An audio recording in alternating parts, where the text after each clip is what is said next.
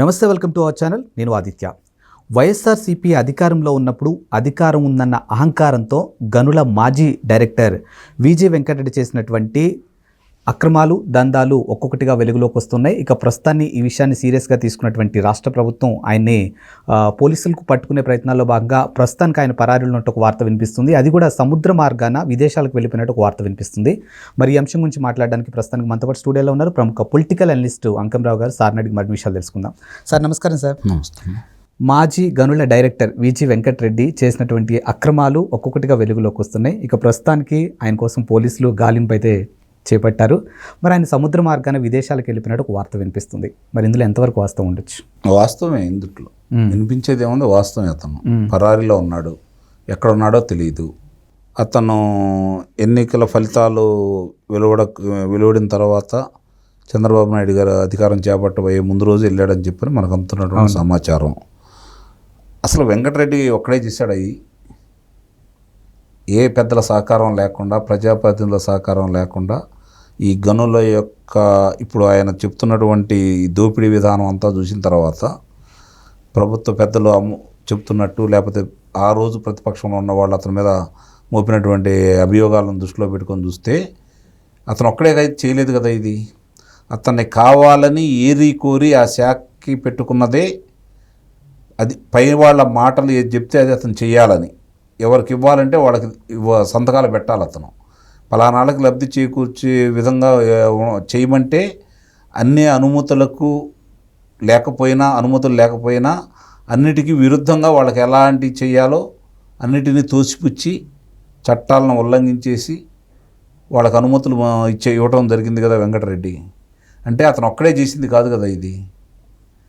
కాబట్టి అతను గనక అదుపులో తీసుకుంటే ఈ మొత్తం బయటకు వస్తాయి అనే ఉద్దేశంతో ముందుగా పక్కా ప్రణాళికతో అతను బయటకు పంపించేశారు. ఎందుకంటే చంద్రబాబు నాయుడు గారు ఆ రోజు ఎన్నికల ముందు ప్రచారంలో భాగంగా ఇసుక దోపిడీకి సంబంధించి, ముఖ్యంగా ఇసుక దోపిడీకి సంబంధించి ఎక్కడ ఎంతెంత తాడి చెట్ల ఎత్తున ఇసుకను పోగేసి అమ్ముకుంటున్నారో, ఎంత దోపిడీ చేశారో, ఎంత ఇసుకని ఇంకా 100 సంవత్సరాల దాకా వచ్చే ఇసుకని ఇప్పుడే తోడి ఏ విధంగా డబ్బులు తీసుకుంటున్నారో వివరాలతో కూడి అన్నీ కూడా ఆయన దగ్గర ఉన్న సమాచారం ప్రకారం 40,000 కోట్ల రూపాయల పైన దోపిడీ జరిగిందనేది ఆయన చెప్పినటువంటి అభియోగం. ఇప్పుడు దానికి సంబంధించిన వెంకటరెడ్డి అనే అధికారి తన యొక్క పరిధిని దాటి వాళ్ళు ఎవరు చెప్తే వాళ్ళకి ప్రయోజనం చేకూర్చే విధంగా అనుమతులు ఇస్తూ అతను చేసిన విధానం అన్నీ కూడా ఇప్పుడు అన్నీ బయటకు వస్తూనే ఉన్నాయి. కాబట్టి ఇప్పుడు అతని కనుక ఇక్కడ ఉంటే, అతను అదుపులో తీసుకుంటే ఎక్కడ మా పేర్లు బయటకు వస్తాయో అని చెప్పని వీళ్ళే బయటికి పంపించారని చెప్పి నేను అంటున్నాను. అతను పారిపోతాడని అయితే నేనైతే భావించట్లా.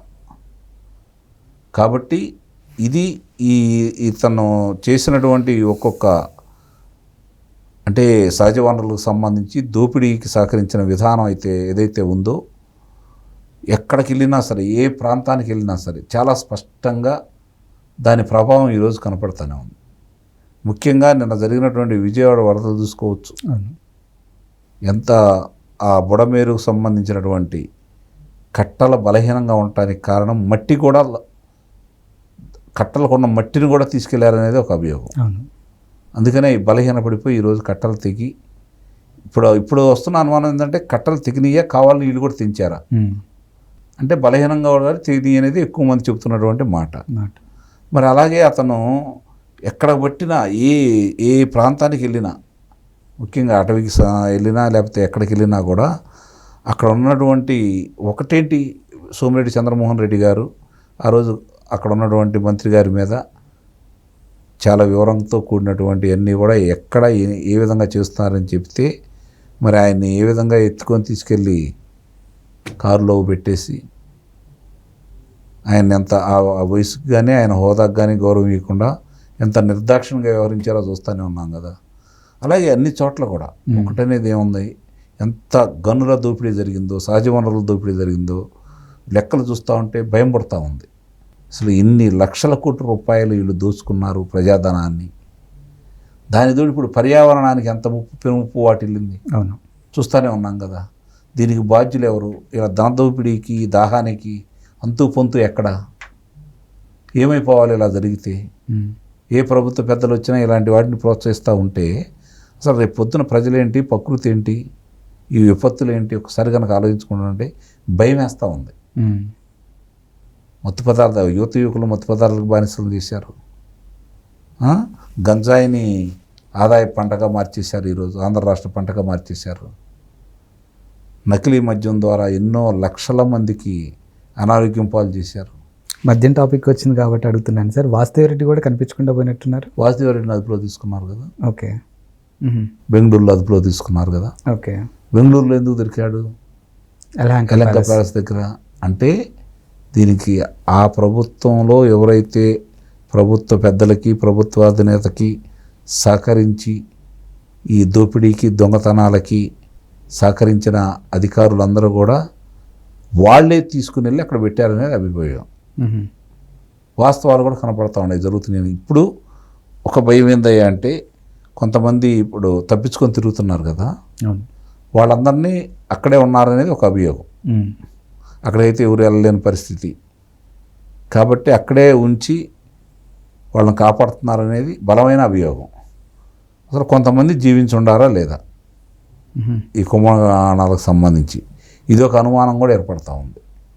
ఇప్పుడు ఈ ప్రభుత్వం దీనికి సంబంధించినటువంటి అన్ని వివరాలు, దోపిడీలు 5 సంవత్సరాల్లో జరిగినటువంటి దోపిడీ, సహకరించినటువంటి అధికారులు, ఇబ్బంది పెట్టి ప్రజలను ఇబ్బంది పెట్టిన వాళ్ళ సిబ్బంది, వీళ్ళందరినీ కూడా శిక్షలు వేయాల్సిన బాధ్యత అయితే ఇప్పుడు ఉన్న ప్రభుత్వం మీద ఉంది.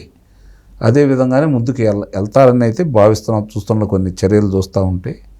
కాబట్టి ప్రజలు కూడా సత్వరం న్యాయం జరగాలని, వీళ్ళందరికీ శిక్షలు పడాలని కోరుకుంటా ఉన్నారు.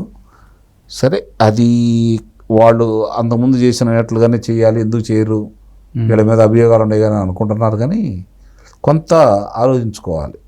ఇప్పుడు ఈరోజు ఈ అధికారుల మీద, కొంతమంది అధికారుల మీద వచ్చినటువంటి అభియోగాలు చూసుకుంటూ ఉంటే, ప్రజాప్రతినిధుల మీద ఉన్నటువంటి అభియోగాలు చూసుకుంటూ ఉంటే నిస్సందేహంగా వాళ్ళకి శిక్షలు పడే విధంగానే ఆధారాలు సేకరించి ఈ ప్రభుత్వం ముందుకెళ్తూ ఉంది. గత ప్రభుత్వం కక్ష ధోరణితోటి మాత్రమే ముందుకెళ్ళేసి ముందుగా వాళ్ళని తీసుకొచ్చి లోనేయండి, హింసించండి, అనారోగ్యంగా ఉన్నా కూడా వదిలేయద్దు, అర్ధరాత్రి అపరాత్రి అనేది లేకుండా గోడలు దూకెళ్ళి తలుపులు పగలగొట్టెళ్ళి అదుపులో తీసుకున్నారు కదా. అప్పుడు ఉంది ఇప్పుడున్న వ్యవస్థేగా. మరి ఆ రోజు అంత చురుగ్గా ఎందుకు పనిచేశారు? ఈరోజు వీళ్ళు పారిపోతున్నా కూడా ఎందుకు ప్రేక్షక పాత్ర వహిస్తున్నారు అనే అనుమానాలు కొంతమందికి ఉన్నమాట వాస్తవం, కాదని అంటలేదు. కానీ ఒకటి ఆలోచించుకోండి, పారిపోతున్నారు అంటేనే తప్పు చేశారనే కదా. ఇప్పుడు ఈరోజు చర్చించుకుంటా ఉన్నారు కదా. లేదు, ఆ రోజు అచ్చెన్నాయుడు గారినో, లేకపోతే చంద్రబాబు నాయుడు గారినో, లేకపోతే మీకు కొల్లూరు రవీంద్ర గారినో, దుడిపేడ నరేంద్ర కుమార్ గారి లాగానో, లేదంటే జేసీ ప్రభాకర్ రెడ్డి గారి లాగానో, చింతమనేని ప్రభాకర్ సోదరులానో, ఇట్లా వరుసనే చూసుకుంటా వస్తే మనకి చాలా స్పష్టంగా కనపడతా ఉందంటే కక్ష సాధింపు, వీళ్ళ మీద ఎవరి మీద ఎలాంటి అభియోగాలు నిరూపించలేకపోయారు. 5 సంవత్సరాలు వాళ్ళకి సమయం కూడా సరిపోలేదు. కాబట్టే కదా ఈరోజు వాళ్ళ మీద ఉన్న వ్యతిరేకతతో ఈ కూటమికి అఖండ విజయం చేకూర్చింది. ఇది ఆ ప్రభుత్వ పెద్దలు చంద్రబాబు నాయుడు గారు పదే పదే చెప్పటం. మరి గతంలో ఎప్పుడు లేని విధంగా వరదలకు సంబంధించి అంత విపత్తు వచ్చినప్పుడు, మానవ తప్పిదాల వల్ల అంత పెనుముప్పు సంభవించినప్పుడు దాన్ని సత్వరంగా ఎలా ఎదుర్కొంది చంద్రబాబు నాయుడు గారు, వాళ్ళ యొక్క మంత్రులు, సహచరులు, అధికారుల్ని, ఇదే అధికారుల్ని పెట్టి ఏ విధంగా చేసింది స్పష్టంగా కనపడుతూనే ఉంది కదా. ఇన్ని విధాలుగా చూసుకున్నప్పుడు మనకు అర్థమవుతుంది ఏంటంటే ప్రభుత్వం తన పని తాను చేసుకుంటూ వెళ్తుంది అనేది స్పష్టంగా అర్థమైపోతూ ఉంది.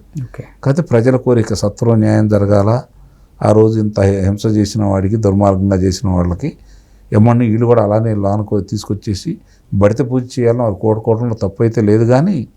కానీ ఆ విధంగా కాకుండా వాళ్ళకి శిక్షలు పడే విధంగా వెళ్ళాలనే తాపత్రయం చంద్రబాబు నాయుడు గారు, పవన్ కళ్యాణ్, లోకేష్ గారు ఆలోచిస్తున్నారనేది మనకు అర్థమవుతుంది. కాబట్టి ఏ పందా మంచిది అనుకుంటే ఇప్పుడు ఈ ప్రభుత్వ పెద్దలు అనుసరిస్తున్న పందానే మంచిదని అయితే నేను అభిప్రాయం వ్యక్తం చేస్తున్నాను. Thank you sir.